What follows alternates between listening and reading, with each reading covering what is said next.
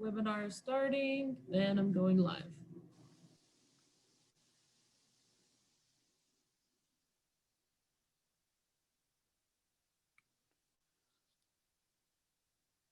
Are you going live or just connecting? Just making sure, clarifying. I'm trying to connect it and go live, but it's not actually popping up for me. Oh no. Let me try again.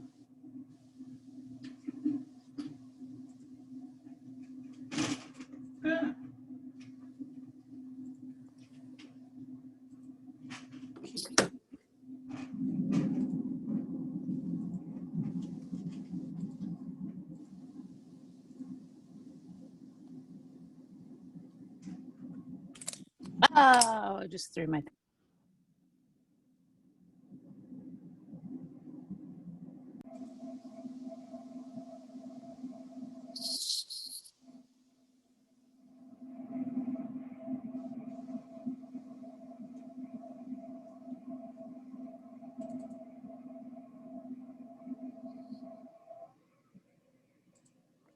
Okay, I'm going live.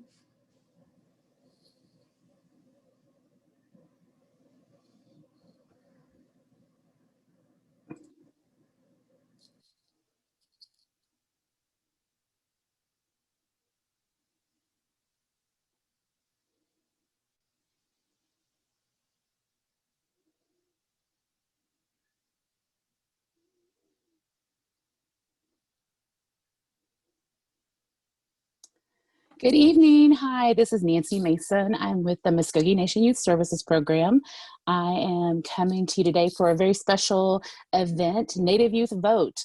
This week has been National Voter Education Week, and so we've been participating just by sharing all the different things that you need to do so that you can be ready and be engaged for the next election. And tonight we have the privilege of having 4 powerhouse stars with us.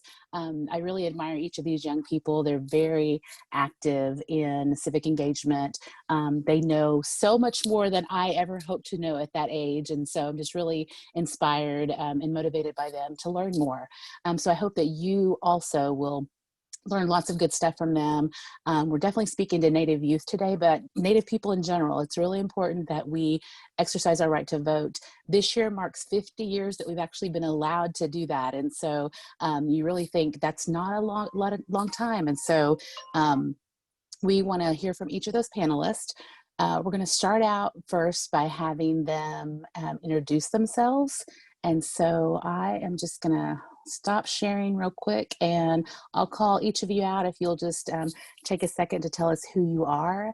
I see Ashley Fixico first on my list. So Ashley, would you go ahead and introduce yourself? Yeah. History Childress Ashley Fixico. I'm a Legida, Fushwadowas, Pamagal, Judy. Hi everyone, my name is Ashley Fixico. I'm Muskogee Creek. I'm from Smyrna, Oklahoma, but I'm currently living in Phoenix because I am in my first year of law school at the Sandra Day O'Connor School College of Law at Arizona State University. So it's nice to be here today with you all. Great, thank you, Ashley. Jared, would you go next, please? Yes, dagot Ashley, Jared Massey going said, so the guy Sion, Ashley, your Banishti. Good evening, everyone. My name is Jared Ivans Massey. I come from the White Mountain Apache tribe of northeastern Arizona, as well as the Great Navajo Nation, and adopted Hidatsa from the Flint Knife clan. And so I'm also from Tempe, Arizona. So I'm excited to be here with you all this evening. Great, we're excited to have you also. Next, we'll go to Isabel Coronado. Sango. My name is Isabelle Coronado. I'm from Okmulgee, Oklahoma. I'm a citizen of the Muskogee Creek Nation, and I am currently a policy entrepreneur with the Next 100, which is a progressive think tank for the next generation of policy leaders. Great, thanks a lot, Isabel. And then last but surely not least, Miss Brittany Mccain. Hey, Stongo. Hello, everybody. My name is Brittany Mccain. I'm Muskogee and Seminole.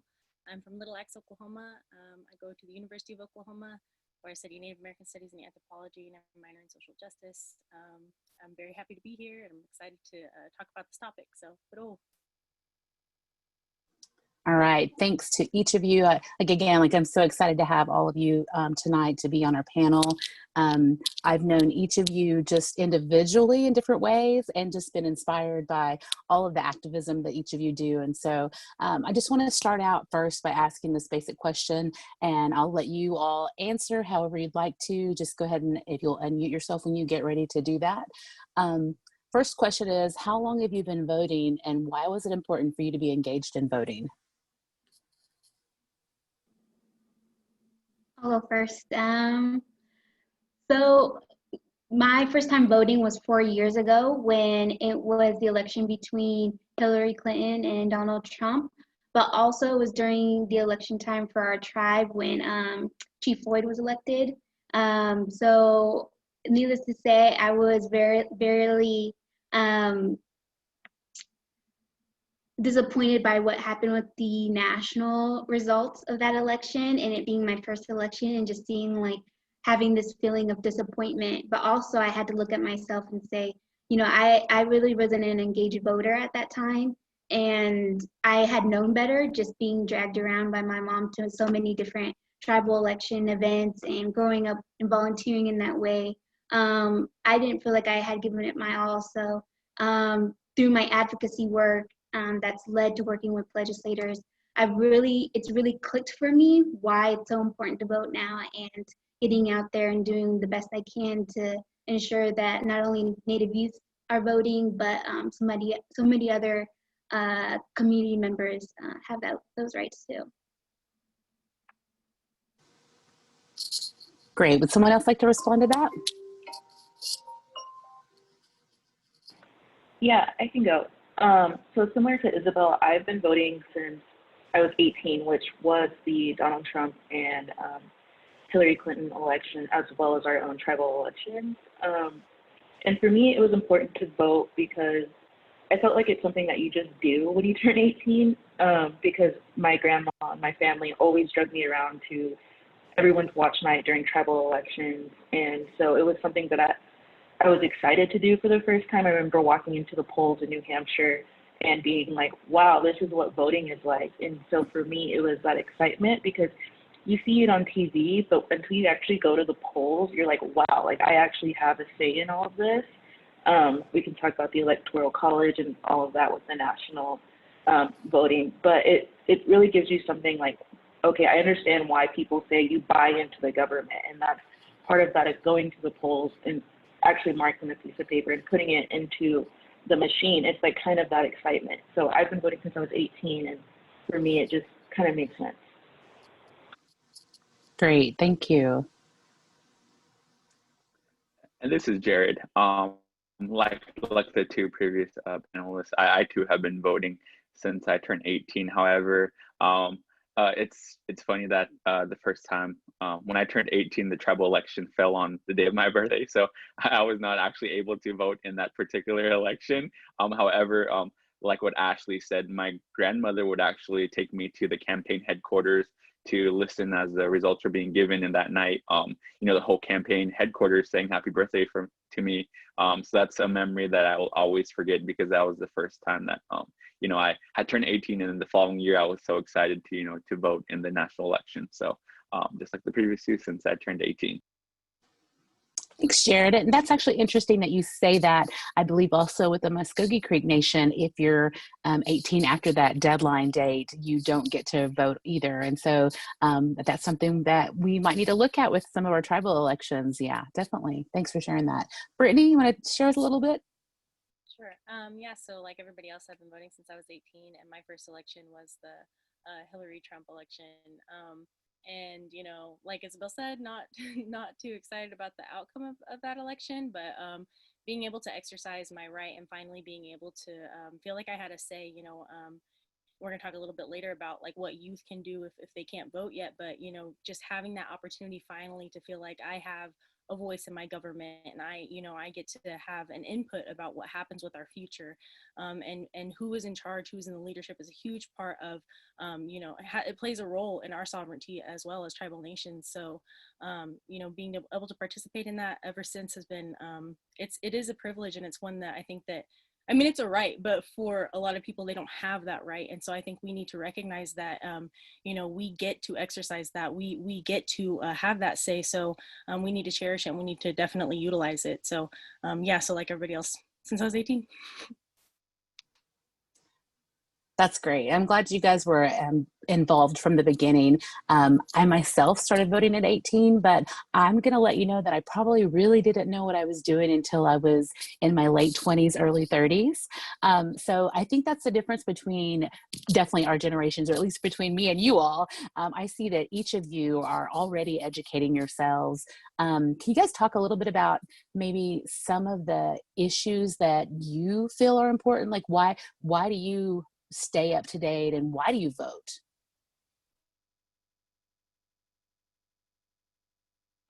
I can go first because I think this is really timely. For me, I didn't realize how important voting was for the rest of the government system. So like we always talk about how we're a legislative branch, we're a judicial branch, the executive branch. And so like generally you think about you only vote for the legislature and the executive. However, who you put into office really matters who's in your judicial. And so right now we're coming up with the Supreme Court nomination with RBG recently passing. And so there's a lot of questions about who they're going to appoint and what that person will bring into the court, and how it'll affect how our court decisions are being made. And so the Muskogee Creek Nation just had McGirt come down. And so a lot of that was to do with Justice Gorsuch. And so Justice Gorsuch is a Republican appointee. However, he happens to be really good on Indian issues. And so it's really important to think about how the people that you're voting into office will affect other aspects of your life that you don't really think about. Because before going into law school, probably before last year, I didn't realize that voting was so important, because it depends on who you put into office and who will be a judge on that circuit. And so I remember when I was living in DC, it was a really big push in the community not to get a judge seated in the Ninth Circuit, which the Ninth Circuit is the biggest circuit it has a lot of Indian issues and a lot of Indian cases that come out of there. And this particular judge was very anti-Native and very anti-Indian issues, and actually worked against Indians. And so disappointingly, he was seated in the Ninth Circuit. And so it's really important to know who you're putting into office and how that can affect the rest of the branches as well. Definitely. Someone else want to go on that? I can go. So like she was talking about, the decisions that we make when we vote, it affects a lot of other things within our system. But I think a lot of people don't realize, like, there are other offices that we're voting for in these elections. It's not just like, the presidential election. There's county offices, there are local and state level offices that we're voting for. And so really just being informed on how those candidates stand on what issues you're passionate about. That's really important as far as like when you go in there. And then there's also state questions that you'll be voting on.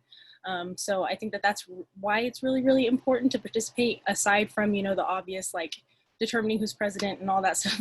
But I really think that in this election, there's so many issues. We've got education on the table, healthcare. Especially in a pandemic, I think that's something that's really, really important, is how the next president is going to handle this current situation that we're in. So I want to see something that has to do with providing healthcare to these millions of Americans who don't have it at a time like this, in a crisis. So I think that's something that's really important. But ultimately, whatever issue you're passionate about, find out if there are any state questions on the ballot in this upcoming election, and do your best to get to the polls to vote, however way you feel passionate about. But just know that it's more than just that one question of the president. It's state questions, it's local and other government officials. So yeah. Thanks, Brittany. That's so important. I think I remember one of the first times I went to vote, and there were all these judges, and I was like, who are these people? I had no idea. And so even thinking about that, like, what do they represent? How have they ruled on other cases, and how that could affect us is really important. I also just wanted to expand on what Brittany was just saying about state questions. I know for me personally, as a criminal justice reform advocate, in Oklahoma right now, there's several state questions, in particularly state question 805. And while I don't want to sway anybody, welcome to look that up. But it just looking at those state questions, and what I use is Ballotpedia, and then of course just my one-off research into doing so. And as like a criminal justice reform advocate in Oklahoma, it has been pretty difficult to sway legislators to enact policies that's going to decarcerate our state. So that's why state questions have been really important, because they kind of bypass the legislator and just get right to the people and what the people want to vote on. And that's particularly why I'm voting this year. So good. And I'm going to put that link in the comments for anybody who wants to look at Ballotpedia. I'm also going to post from the Oklahoma Policy Institute, their link, because that's another nonpartisan way to get information on all the different state questions so that you can make up your own mind about those issues. Yeah. Jared, what else do you want to add to this conversation? I think one of the things about being on a panel with Native women is, they always take the words out of your mouth, and they're just so educated in the topic, and they all shared some important points that they've made. And so I think the main thing for me is actually being informed on what all of these things are, especially like voting on the judge, like you had mentioned, voting on finding your passion for the most part is something that I think Native youth don't know anything aren't fully educated about. Because I know, speaking from when I was much younger, I didn't know about the county supervisors. I didn't even know what that was. So I think in order for youth to find that passion, I think a lot of the educating will need to take place, and sharing that information is kind of where I guess my passion is because if I was unaware about all of what we're voting on, I can only imagine what my peers were questioning. And so I think that also plays a role into why a lot of people don't vote. But all three of the ladies just shared important information that took right out of my mouth. So Jared, you are so right about Native women. We just know everything and are not afraid to say it. And definitely all of you guys have some great information about sharing here. I want to go ahead and move on to our next question. And that one is, do you think Native people and Native youth as a whole vote? Why or why not? I struggled with this question just a little bit, just because I didn't want to think about it in this way of do they vote or do not. But my thing is what are the barriers put up for them not to vote? Because voting in and of itself was never meant to include us. It was actually trying to exclude us for so long, and it's still currently doing that with ID exclusions, transportation issues, not enough rural voting booths in rural places. So it's kind of a burden and a barrier in some ways, but also it's also hard to be engaged when so many of our issues aren't in display or even being talked about by our officials, much less do they look like us or have the same experiences as us. So it's really, really hard to fight past those and still be engaged and still want to fight for your community. But not saying that it shouldn't be, but definitely that's the avenue in which I wanted to look at this question by. I'm so glad you mentioned that, because there definitely are lots of barriers, and especially we're seeing even more in this year. And you'd think that wouldn't be happening, but here we are. Anyone else want to comment on that question? This is Jared. And so I've had this discussion, excuse me, with a lot of youth in my community, and why they choose to vote and why they don't want to vote. And many times they say that nothing is going to change. We're going to be electing the same people, and when we vote in a presidential election, that doesn't really affect leadership at a local level, which just seems to be the only focus many times in Native communities. And so I think that's a big reason why, is that they don't see hope. They don't see a candidate that reflects them or looks like them. And so, I always use this as an example, when President Obama was running for office, and, I told myself that, I will meet him one day because he looks similar to me. And that is what is one of the main things that encouraged me to vote, was like, he's a person of color. I'm a person of color. If he can go out and vote and encourage all of these people across the world, or across our country, excuse me, to vote, then, I'm inspired, and let me try to rally some kids together to vote with me. And so it's really difficult. I like what Isabel said about the barriers that face our communities, and again, I think the lack of understanding and just the lack of registering people to vote, specifically our tribal members, is an issue, especially when it comes to transportation and access to the polls. So I think we need to address a lot of those issues and make that more accessible to our youth and our people in our communities.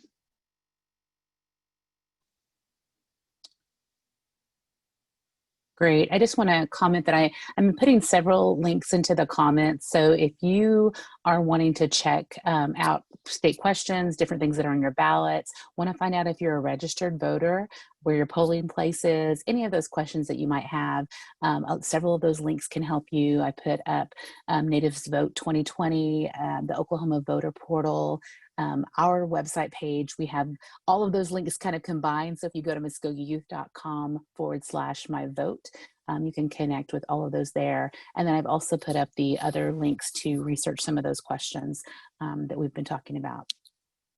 Brittany, Ashley, do either of you want to expand on that last question? Yeah, so I think, Isabel, she really nailed that. There are a lot of obstacles for a lot of our peoples, and even just getting to the polls or being registered to vote or having this information on hand. And so I think that that's something that we need to just continue doing. I've seen it a lot with this election, but just disseminating that information within our communities, having those booths set up to register, like in our communities at just gathering places. I know it's been a little different with this pandemic, and, and there have been a lot more obstacles and challenges that have been posed. But essentially, I think that, like Jared was saying, when I've talked to other people in my communities about why they don't participate in these elections, it's just like, well, that's not my government, like that's their government. They can handle that. They don't vote in my election, they don't vote in my tribal election.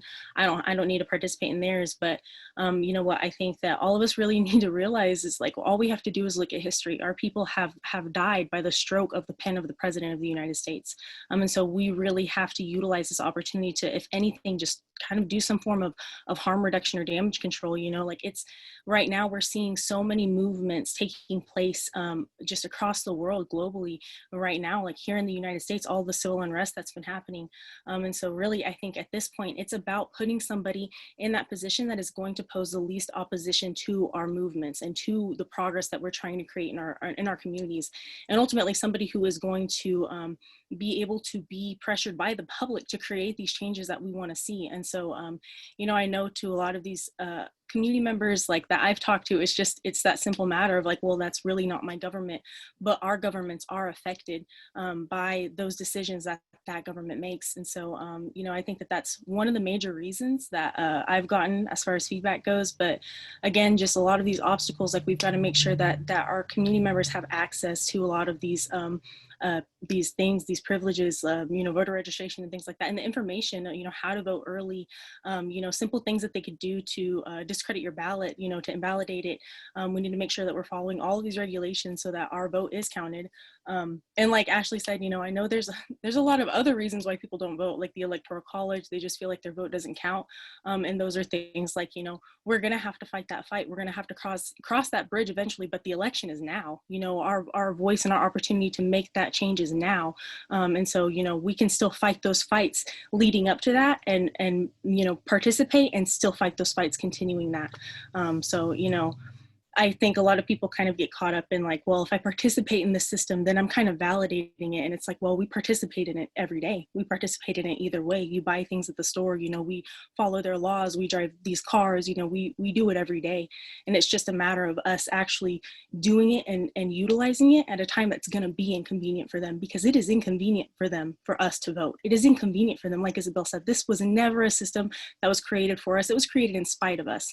So they don't want us to do that. And Some of us have internalized that, but we just got to push past it and, you know, make that effort as a community now more than ever. I feel like I'll be quoting that a little later, that inconvenient to vote. That's good, Brittany. Yeah, everyone just took everything out of my mouth because I completely agree. Like, there are so many resources and so much information out there about how to vote, why you need to vote, but it really takes just one person in your community that is that hub that can just sit down with you and say, okay, let's talk about your ballot. Let's talk about how to fill this out. Let's talk about the things that I have collected as knowledge, because it's really easy for me to get on the computer and research things, and it's really easy for me to figure it out. And it's not so easy when I'm at home in Tubabuchi district when I'm trying to explain to someone that doesn't have Wi-Fi at home, that doesn't have internet at home to look at these things or even know where to begin looking. And so for me, it really hit home last year during tribal elections when I was sitting at church one day and my aunt was like, oh, hold on, let me go get my ballot. I don't really know what I'm doing. And so I was like, okay, because I vote absentee as well. And we just sat there and talked about each of the candidates because I looked them up when I filled my ballot out. And so I was able to give her unbiased opinion. Granted, it's probably more biased because she was my aunt. But just sitting down with her and talking through each of those things and kind of talking to her about, okay, so what did you mean by he voted against X, Y, and Z? What does that mean? And then I would explain, well, he took away $50,000 from whatever, like these are just arbitrary hypotheticals, but just really explaining to her what that meant and how those actions would affect her as an individual. And so it really takes like not only getting the resources to our communities, but also explaining those resources, explaining what those things mean, and explaining in a way that will help them understand. Because something that happens whenever our youth go to school is that we start talking like our peers at these schools, and so it's really hard to go back into our communities and use this jargon that we learned or this new way of thinking and talking and really explaining that to your community. And so we have to stay humble and remember where we come from and be able to say, okay, this is how I'm going to use my education to help you, and be willing to do that and put in that work, that personal work as well that it takes to make use of those resources. Because it's one thing to hand someone a piece of paper and here's everything that you can use, but that's another one to say, okay, here are all these resources, let's work through them together to see which ones actually work for you. And guaranteed it's not going to be everything that's on that page. I guarantee it will not. It might be one or two. And so it really takes that hard work and hard work as well to be able to do those things. Yeah, good. That's such good points that each of you guys make. I just can't tell you how excited I am over here on this end, hearing everything that you guys are talking about. So needed to be heard, not only by young people, but all of us. We need to hear exactly what you all are talking about as far as how things can affect us if we aren't engaged. I know Isabel talked a little bit about State Question 805 and kind of her passion for that. What about the rest of you? And Isabel, you can elaborate too on other things. What are some issues that you feel like are important for yourself, first of all, and then about the election that's coming up? What are some impacts that you might see if we don't vote with regards to some of those areas where you're passionate about?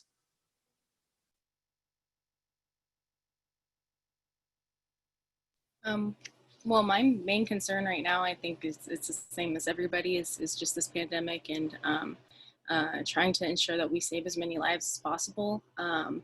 And people, we were talking about getting back to normal, but that's really not my goal, because normal for us, normal was is kind of our dystopia. So but finding a way to create a system after this pandemic that is equitable and fair and recognizes a lot of these disparities that cause so many Americans to lose their lives in this pandemic. And it really shouldn't have been that way. These were preventable deaths.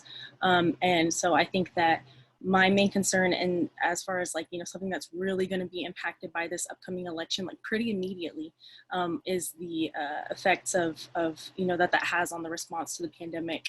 And so that would be my main concern. And then there are so many other issues that I could touch upon, but I'm going to go ahead and leave that up to the other panelists. But yeah, that's my main concern right now. Great. Thanks, Brittany.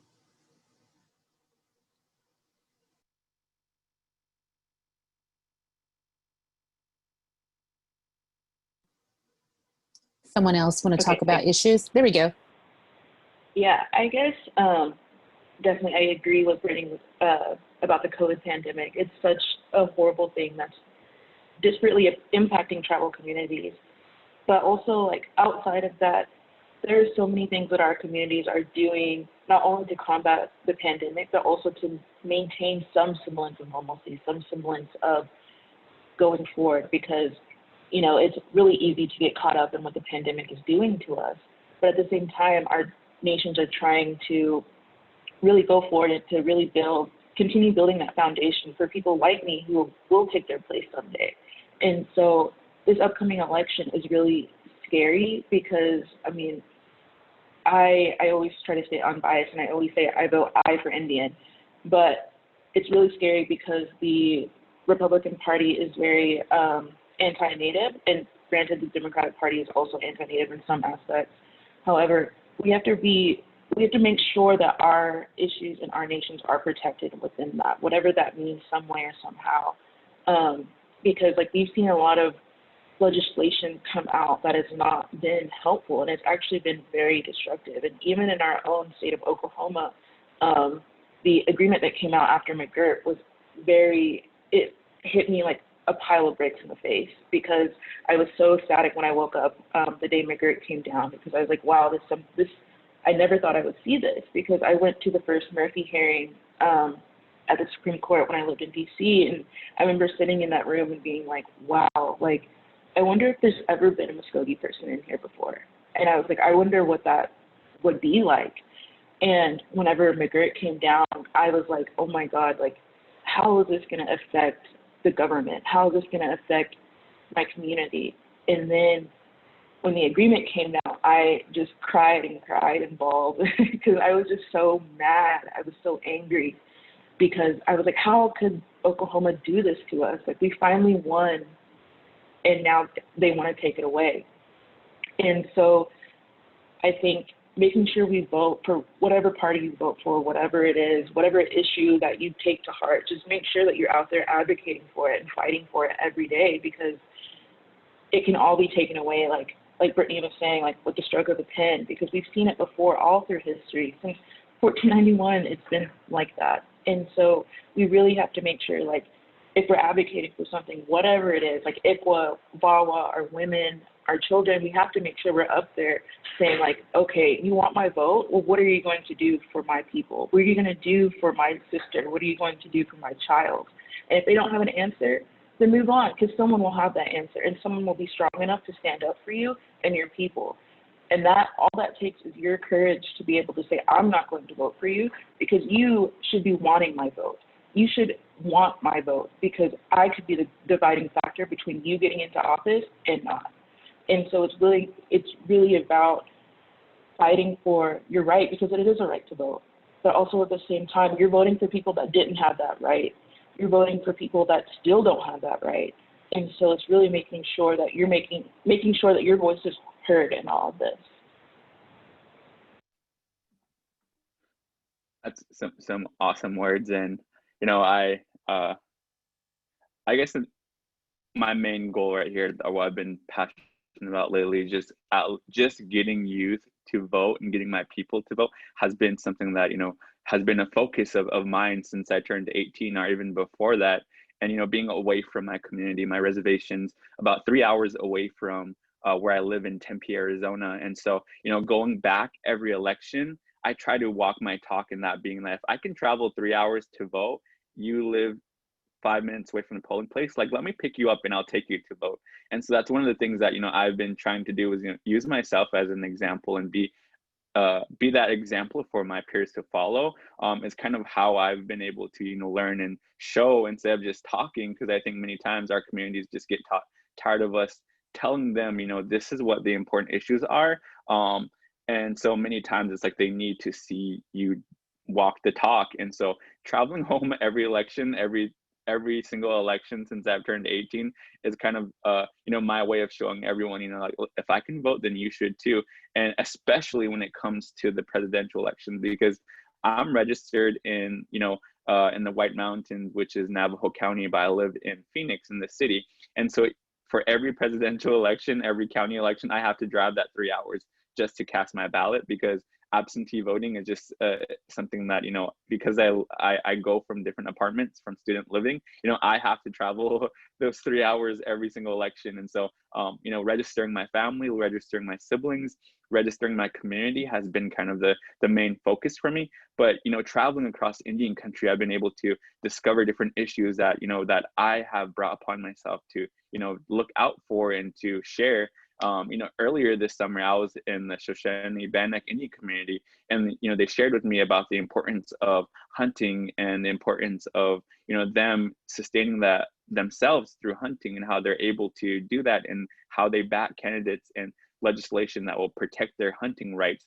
And then I went to Alaska, learning about fishing rights, and how they will support candidates about that surround their sustainable living, and how they do that. So as a Native person, we're so diverse, considering there's 574 federally recognized tribes, but that doesn't include the state recognized tribes. And traveling across Indian country, I've also found a passion for state recognized tribes. And after spending some time in the Lumbee community, I realized that it's important that quality healthcare needs to be one of the things that we should focus on, especially during this pandemic. That because I'm a part of a fairly recognized tribe, I have access to Indian health services, but my brothers and sisters in North Carolina, because they're not fairly recognized, but they're just as indigenous as I am, they don't have access to that same service. It broke my heart when meeting with Lumbee youth and them having to worry about healthcare and having to worry about insurance and coverage, because that's something I never had to worry about, being from a federally recognized tribe. So the topic of health disparities in Indian communities is something that I've learned to be passionate about, and how we could bring that and make that more accessible to all of our brothers and sisters in Indian country. So that's kind of where my heart lies right now.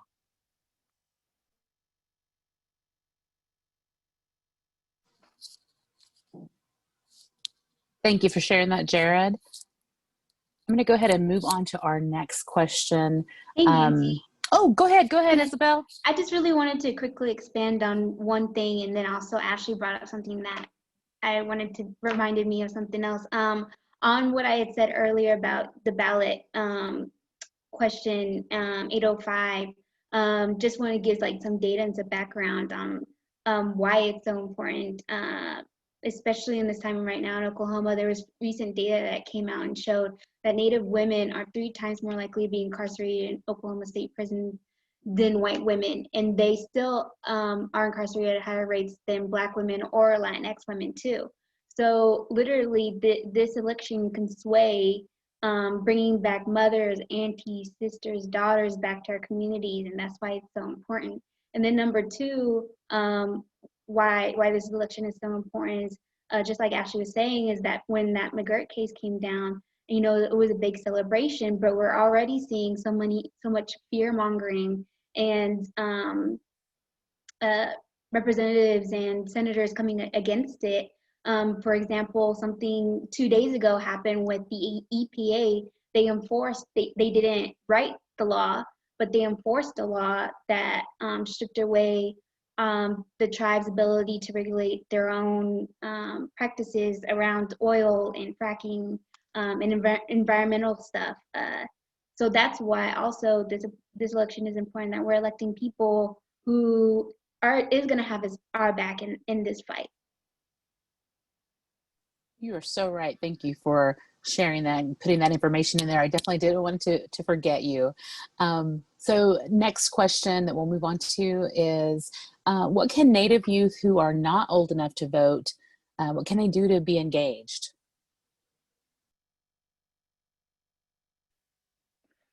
I can take this, or I can go first, I guess. I'm a little afraid. I'm used to just speaking after women. So I took a chance and went first. But that's something that I've always been passionate about. Like I told you, since voting since I was 18.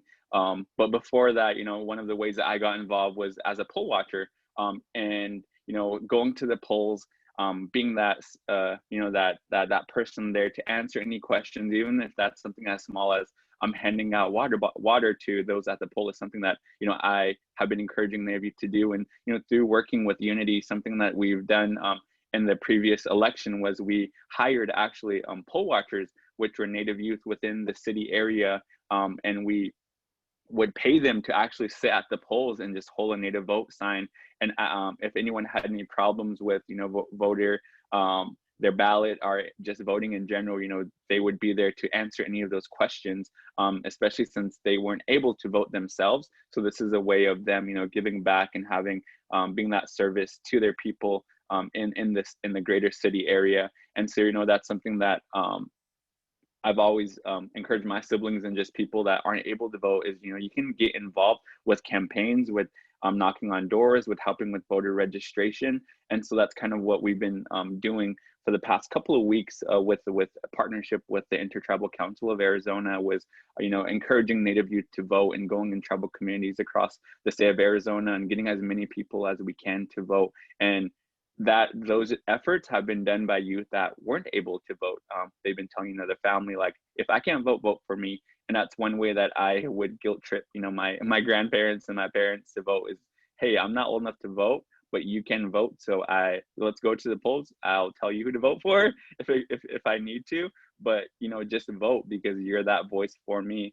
And so it's just something I've always been passionate about. Growing up, just real quickly. I'll end with this. And when I was about 10 maybe, getting involved with tribal elections has been something that is not new. I grew up going to tribal debates, participating in tribal elections, and I've seen how passionate my community was about tribal elections. But if we could just carry that over to state, to federal, to elections, that's something that has always been a dream of mine. And, as a young boy, I remember being like 10 years old and sitting on my grandma's lap, like waving a pom-pom because the candidate that we were supporting won. And, that candidate coming to me and giving me a hug as a young person because he's seen me, going door to door as a young person, just asking people to vote. And, that's something that my grandma instilled in me at a young age, and something that I hope to instill in, my children when I have children of my own, is the importance of voting in every level of elections, whether you're able to or not. I just guilt trip people to vote. So that's one way I did it. So I love that, Jared, and I'm going to probably have to get with you about some copywriting issues because I like that "Vote for Me" slogan. I can see us doing some stuff with that. So we'll be talking later. All right, someone else? So I really, really like that what Jared said. There are other ways to get involved in the voting process, even if you aren't able to cast a vote yourself. Like you said, making sure your families, your friends well, if you have friends over 18, are registered to vote, that they're informed on the state questions, maybe even collecting that literature yourself and presenting it to them. If, a lot of our grandparents, maybe they don't really know how to work the internet. So, if you have relatives that you could help out in that way, like Ashley was talking about, getting those resources to them is going to be really imperative and important. But really, just as the youth, like, I can't stress enough that you change and you decide the tide of the social issues that are on the ballots. You decide what we address as a society. Youth out there on the streets, youth were the ones who started Standing Rock. Youth are the ones who, really propelled forward the movement for gun control. Youth are the ones who are advocating for climate crisis, changes and things like that. So, just continue to utilize your voice to speak out on these issues. If they see you guys in the streets, they see you guys saying, no, we want change and we're going to demand it. And like she said, we're not going to vote for you until you're the candidate that is going to make good on these promises that you're making. Just let them know you're the generation that's you're not going to take any of this. You're not going to take their backwards promises. You're not going to take them not making good on those things that they say they're going to do. Really just expressing that, I see that in this generation. I see that in these youth. They're ready to you guys don't want to take any of that BS, then you don't have to, but show them that whenever you're ready to vote, you mean business. So just stay strong and keep advocating for those things, those changes that you want to see, because like I said, that's what decides, whether or not it's on the ballot, that you're placing pressure on your political officials, even as young people, even when you don't have the ability to vote, just by using your voice. So I can't stress that enough. Keep doing that. Don't ever think that your voice isn't heard. Don't ever think that your voice doesn't matter, because, even though you can't vote, one day you will, and they know that, and they're afraid of that. So keep using your voice on these issues.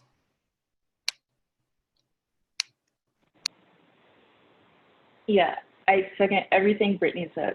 But also something that's really an issue is voter suppression. And so something that I watch TikTok. I will say that I'm an old TikToker, but like something that is really impactful is like people record everything.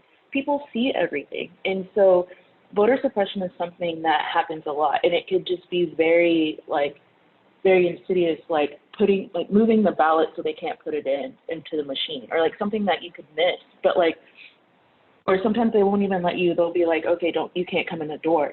But it's like, even if you can't vote, you can still document that. And there's an app, I can't think of the name of it, but I will get it to Nancy, where you can actually vote on the ground voter suppression that is happening on election day, and then they'll keep track of that. And so if more people are tracking voter suppression, then that means that those people that are suppressing votes can't keep doing it, because they're going to get flagged. And it actually pops up as a red bubble, and then your comment will be over here, and it'll say like, oh, in Maricopa County, there was X happened and voter suppression, and then it'll give the details of the incident. And so not only does that document it, but it also, like Brittany was saying, like people are scared of our generation, your generation, because we document everything. Our whole lives are about documenting the things that we see. And so even if you can't vote, make sure you're there to see, make sure everything's going on. If you don't feel right, if something's not right, or if you don't think it's right, then say something. Say, hey, I don't think that's right, or record it and put it on the internet so someone else can see it, because I guarantee it'll take off. And that's how a lot of things happen, because if you put it right in front of their faces, this is wrong, they can't keep doing it. And so it's really advocating for people that are trying to vote and can exercise their vote, because not only are you engaging in the process, but you're also protecting the process. So that way, whenever you can vote, that process is finally functioning the way that it's supposed to, and then you played a part in that. Ashley, would that app possibly be VoteBook or Election Protection? I know that they do some things. Does that sound familiar at all to you? No, I want to say it's like APS something. Okay. It's really cool. It's like a whole map of the U.S., and then you'll see little dots, and it has different categories and different colors. It's actually really cool. I'll find it and send it to you. Yeah, definitely send that to me. That'd be great. I am going to post the election protection link also. That's another resource for you. You can call them on the day of. You can tweet them and let them know about any issues, barriers, challenges that you're having to vote. All right, Isabel. That sounds like a great app. I work at an organization where 3 of our teammates can't vote, either because of immigration status, formerly incarcerated. And so even just for kids that are too young to vote, having your voice in this space is still important. One, because you're going to be taking over the issues that are going to be happening coming up. You're the next generation. And so being already well informed now is just going to make that process easier down the line. And just like others had already expressed, you can make phone calls, fundraise, help people register to vote. If you're 16 or have your license permit, go get some driving experience out there and help drive people to the polls. I know when I was younger, I did calling, making phone calls, and it was an interesting experience. You get some funny stories out of it, definitely. So I just really encourage people to seek out those opportunities. Great. Okay, and then last question that I have, and then if anybody who's listening has questions for our panelists, please post those in the comments and we'll share them with them and they can comment here in just a few moments. But the last question I have is what is one thing that you want Native youth to know about voting? Just if you could leave them with one thing. I'll go first because I'm trying to beat everybody else. I would say it doesn't stop with voting. What are we doing after we're voting? Are we keeping them accountable to their promises? Are we keeping them accountable to pass things that they're telling us that they're going to pass? And really making sure we are staying informed, and we're going out there to continue writing policies, because just in the little time I've been in this policy space, I've realized how important it is to be writing these rules that impacts our everyday life. I mean, what kind of world do we want to live in, where other people who don't even look like us are writing the rules to the way we're living every day? So it doesn't stop with voting, y'all. I know it sucks, but it doesn't solve everything right there. But it's a good stepping stone, and it's an important stepping stone into continuing our democracy.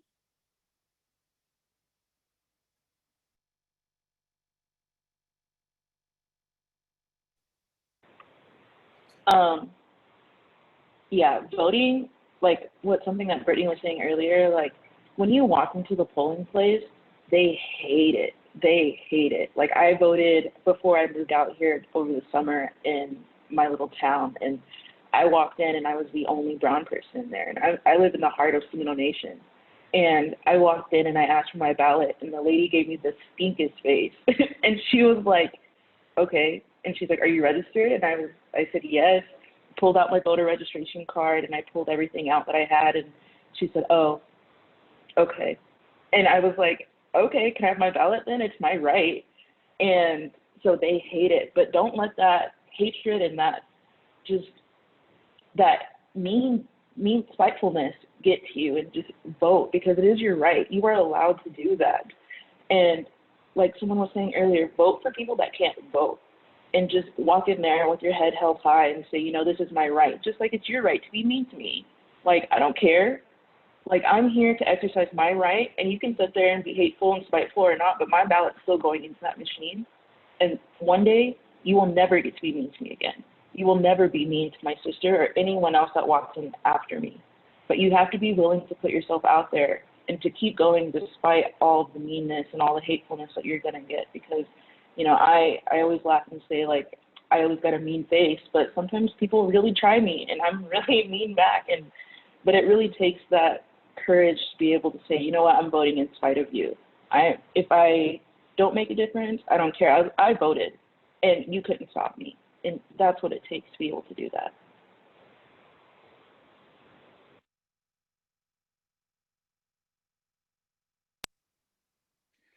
I believe that, like I said, I like to guilt trip my relatives into voting. And so one of the things that I would tell them is like, hey, you can't sit here and complain if you don't vote. If you're going to sit here and complain, the only way you can change that is by voting. But, to youth, I'll take a step back. But, one of the things that I would tell, youth about, voting is, that's your power. You become a part of the solution when you vote. Your voice matters when it comes to going to the polls. As a young person, I took to heart that ability to vote, and how like that one vote could change, and how proud it was to have that sticker on my shirt, and showing people that I'm brown, I'm Apache, I got to vote because my ancestors didn't vote. My Apache people, we weren't reckoned. We were 100 years ago, we were still fighting the federal government. As that's one thing that I carry with myself and always carry and share with people around me, is that the white Mountain and the Apache people were the last people to be captured by the United States government. And, with that, the only way that we can fight back is if we vote, and vote for people that will support us. And so if you're a Native youth, just remember what it took for you to vote, what it took for our people to vote. And I hope that gives you inspiration, and you remember that the blood that was shed so that we have this ability to do so. So just go to the polls. Definitely. And I'd like to add, like Isabel said, it doesn't end with voting. It will never end with voting. We'll always have to do this work in our communities. And, you know, hopefully that is the goal, ultimately that one day it won't be necessary, but for us to have to fight for these issues and us to have to advocate for ourselves in these ways and these capacities with leaders who already should care about these things. You know, that is the goal ultimately, but for right now, this is the situation we're in, and we have to make do with what we have.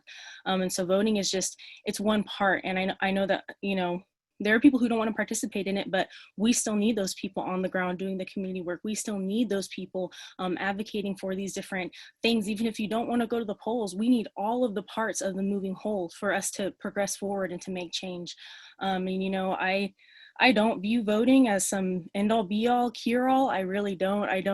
I don't always think that a lot is going to change because we vote, but I think that it can be one avenue for us to create a pathway for our people to create change.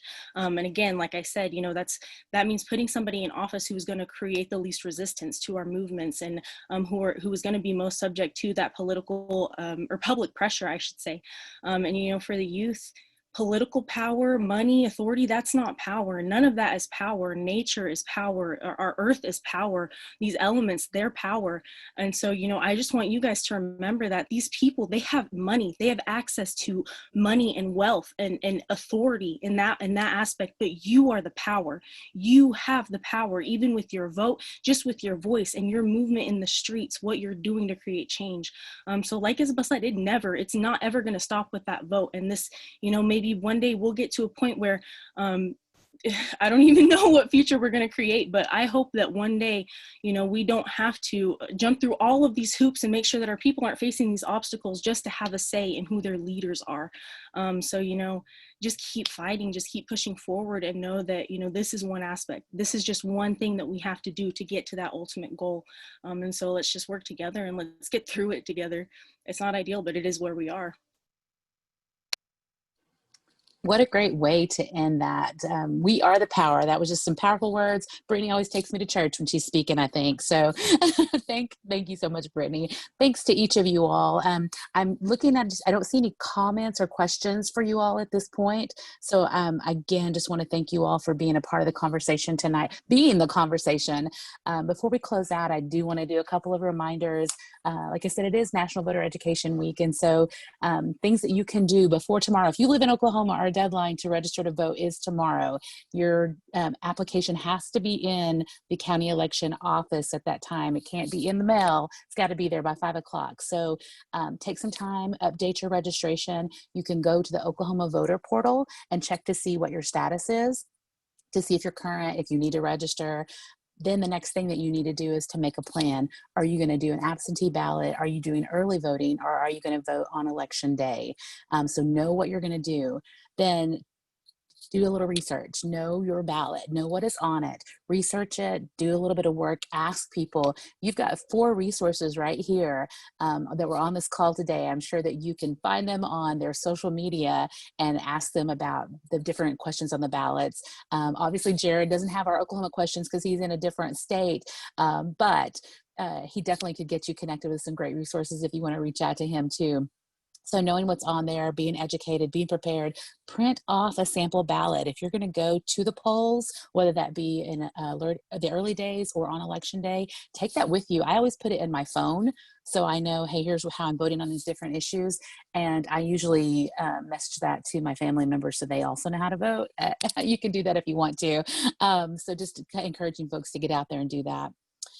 One other thing that I want to encourage you all to do is to find 3 friends to vote with you this year. November 3rd is coming. You can do that together as absentee voters or in person, however you want to do it. But find 3 friends to go with you and encourage them to find 3 more friends to go and vote. Other things you can do to be engaged, like Jared had talked about, like be a poll watcher. What a great idea for a young person, especially even if you're not 18, to do that. You can also try to work the polls if you are over the age of 18. Go and help, because a lot of times we just have elders who are out there accepting the ballots on election days. And with COVID, we want to keep them as safe as we can. And so take the time, contact your county election office and find out how you can be a volunteer at the polls. And actually, it's not even a volunteer job. You get paid to be a poll worker. And so that might give you a little extra cash in your pocket for a few hours work on election day. Other things that you can do, and I just want to remind you about, is election protection. You can contact them. Once Ashley gets me that cool app, we're going to share that out because I think that would also be really neat to see and have access to. But you can also be a volunteer with election protection. And so that's another way to be engaged and volunteer throughout the election through November 3rd. I think I'm going to check our post one more time just to make sure I don't see. I thought I saw something pop up, but maybe not. Oh, I did want to clarify. Miranda Kuhn, who works with the Muskogee Creek Nation election office, is watching, and she did let me know that voters who turn 18 by election day through tribal elections are able to register and vote. So great job, Muskogee Creek Nation, that we're doing that. Shout out Miranda for giving us that information. I want to end with a quote. And it says, I'm trying to read it through my screen here, change will not come if we wait for some other person or some other time. We are the ones we've been waiting for. We are the change that we seek. I want to thank Brittany, Jared, Ashley, and Isabel for being the ones that we were waiting for tonight. You guys were amazing. I learned so much. I love your passion. Thank you all. I hope you have a good evening. Thanks for everybody who viewed tonight. Don't forget to register to vote, and don't forget to go and vote. All right. Thank you all. Have a good evening. Thank you.